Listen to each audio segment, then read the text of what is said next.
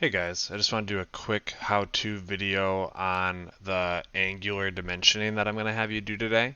I'm not going to draw procedure 4 for you, but I'm going to show you just really quick how you do that.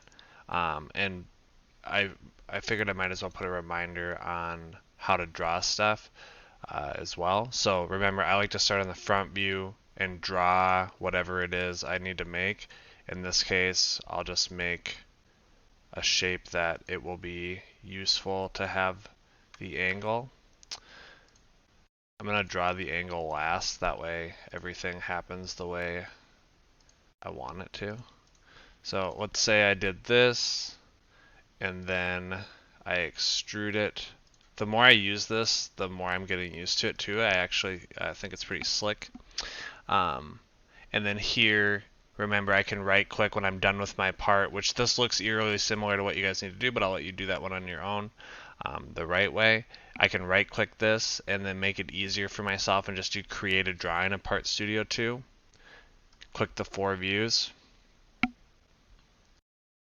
Now you have to do a fully dimensioned drawing of procedure 4, which looks like this. One thing you'll notice is there are 3 views here, but we don't actually need all 3 because these 2 give the same information. So that might be relevant for you, but you'll have to decide for yourself. Now here I want to do my dimensions, and you can do your normal dimensions like this and get, all the info we need here, and so on and so forth. But I want you guys on procedure 4, they ask that you do an angular dimension. So the way, what that means is we're going to give the angle of this line in relation to this line. So you can go up to the dimension button, click it, and if you read these, they all have different dimensions that you can pick from. We want line to line angular dimension.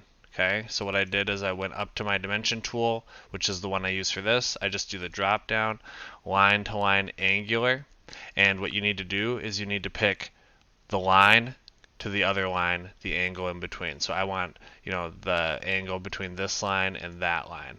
If I go up here, that's not the one I want. That's not super helpful to me because it's not something that I would use when drawing this. But if I go in here, now I have a nice angle showing, where this is. So this line goes all the way over like that. Invisibly, and then we can see that angle. And if you wanted to draw it this way, you certainly could. And one thing you'll also notice is because of that, I actually don't need